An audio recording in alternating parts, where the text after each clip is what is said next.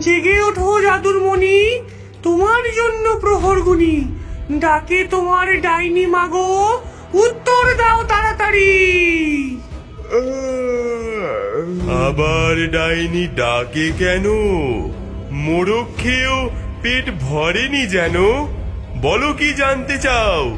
কার জীবন আবার নিতে চাও? না না, আজ আমি কারো জীবন নেওয়ার জন্য তোমাকে এখানে ডাকিনি। আমাকে ঝটপট দেখাও দেখি, কে এই গ্রামে ঢুকে বাচ্চাদের চুরি করে নিয়ে যাচ্ছে।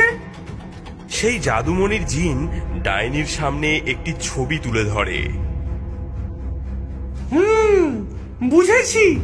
জাদুমণি, দেখা দেখি এমন ঘর যার ঘরেতে থাকতে পারি রাত ভোর। এই দেখো, আজ গায়ের মোড়লের বাড়িতে ওই বদ্রাক্ষস নিজে আসবে এবং মোড়লের মেয়েকে চুরি করে নিয়ে যাবে। ধন্যবাদ জাদুমণি, আমি তবে আসি। হি-হা! জায়গা বদল করো খুকি, সোনার পালঙ্ক ছাড়ো। বাঁচতে চাইলে এবার তুমি আমার কাছে এসে পড়ো। ডাইনি মোড়লের মেয়েকে নিজের ভৌতিক শক্তির সাহায্যে নিজের ঘরে এনে লুকিয়ে রাখে। আহারে, এখানে শুয়ে থাকো। ওম রিং রিং সমাই ঘর গৃহস্থ ভবাই ওম ফটে হা। এই চির সবুজ জ্যোতি দিয়ে আমি আমার গৃহবন্ধন করে গেলাম। কেউ জানতে পারবে না আজ রাতে তোমার বদলে ওই বদ্রাক্ষস আমাকে নিয়ে যাবে। Om ring ring ring ring ring ring ring. হি-হা! ডাইনি তুই নিজেই খুকি হয়ে যা। মন্ত্র পড়ার সাথে সাথেই ডাইনি নিজে একটি বাচ্চায় রূপান্তরিত হয়ে যায় এবং মোড়লের বাড়ির সোনার পালঙ্কে শুয়ে পড়ে। রাত নামলে সেই বদ্রাক্ষস এসে হামলা চালায়।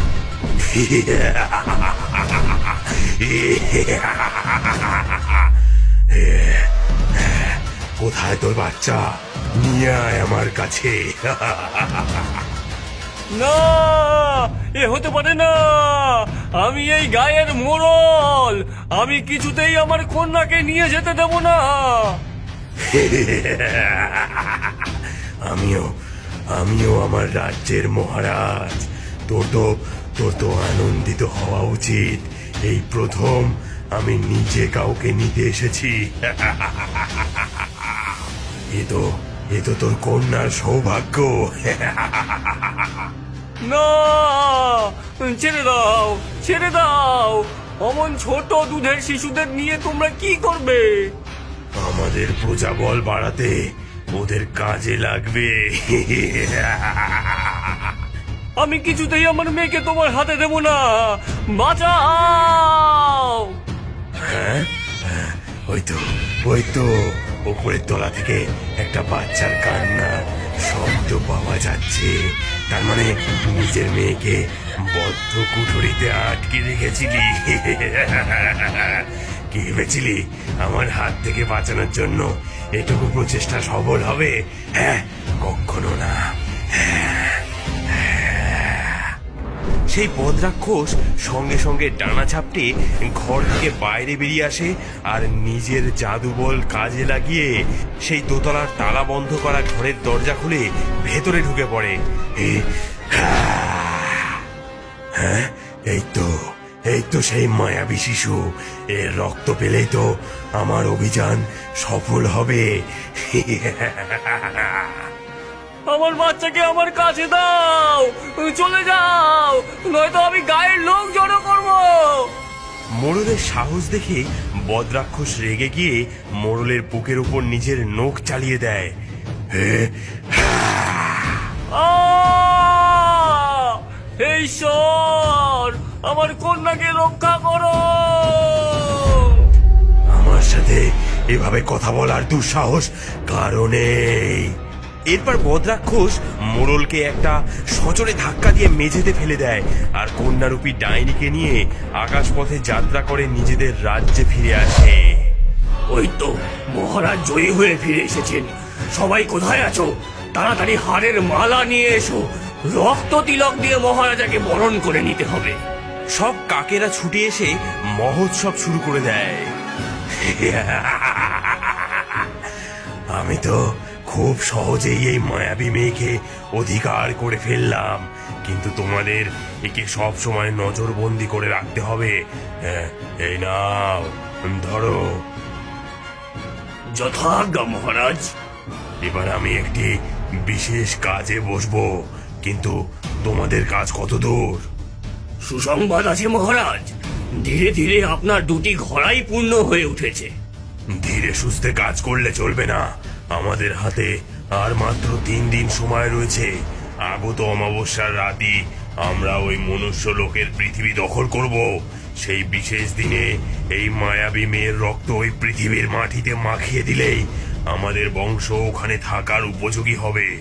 এই পৃথিবীতে সূর্যের অস্তিত্ব থাকবে না, কারণ আমরা সবাই মিলে অন্ধকারকে চিরতরে প্রতিষ্ঠা করার জন্য লড়াই করব।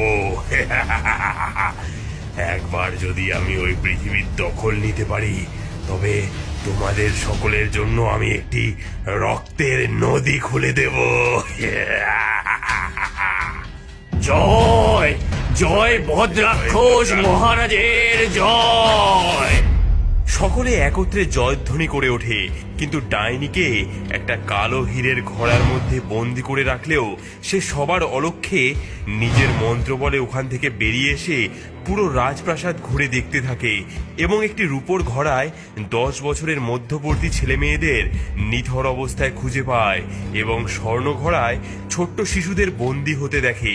এভাবে ঘুরতে ঘুরতে ও বদ্রাক্ষসের বাগানে গিয়ে উপস্থিত হয়। আমাকে যা করার আগামীকাল রাতের মধ্যেই করতে হবে। হিং ডিং ফট, চলে যা নিজ স্থানে ঝটপট। হি হা। ডাইনি আবার তার নিজের ঘোড়ায় বন্দি হয়ে যায়। তাড়াতাড়ি চলো, আরো বাচ্চা চুরি করতে যেতে হবে। আর এই পৈশাচিক আধিপত্য চলবে না। ক্লিং ক্লিং খুট। একটা চ্যাটচ্যাটে সবুজ আঠালো পদার্থ ওই সকল বাদুরদের ডানায় লেগে যায়। কি হচ্ছে? আমার সারা শরীরে জ্বালা হচ্ছে যে। কে তুই? কে? আমাদের রাজ্যে কিভাবে প্রবেশ করেছিস? তোদের মূর্খ বদ্রাক্ষস মহারাজ মায়াবী কন্যা ভেবে যাকে সঙ্গে করে নিয়ে এসেছে সে আসলে আমি ছিলাম। মহারাজ, আমাদের রক্ষা করুন মহারাজ। কে আমার অনুমতি ব্যতীত এখানে কে প্রবেশ করেছে? হ্যাঁ, আজ তোর মুক্তি নেই। হি হা।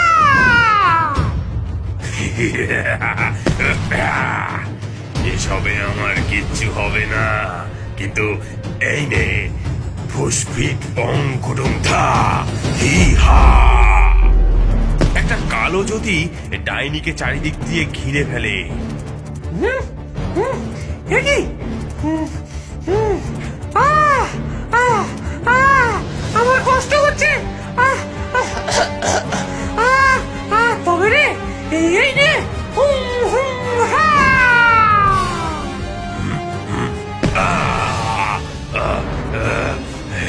তবে রে আলো নিয়ে যাও।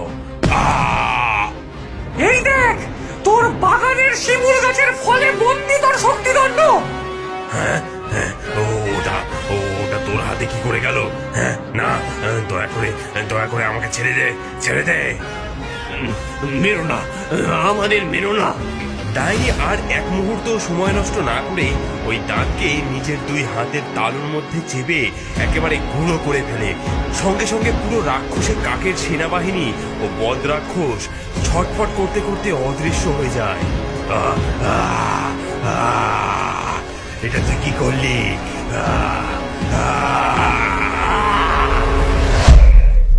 এবার আমারও ফেরার পালা। জেগে ওঠো সোনার কমল, চোখ মেলে চাও, মা বাবার বুকে তোমরা আবার ফিরে যাও। হি হা। ডাইনি সব বাচ্চাদের ঘুম ভাঙিয়ে ওদের একটা বলয়ের মধ্যে করে মানুষের পৃথিবীতে নিয়ে আসে।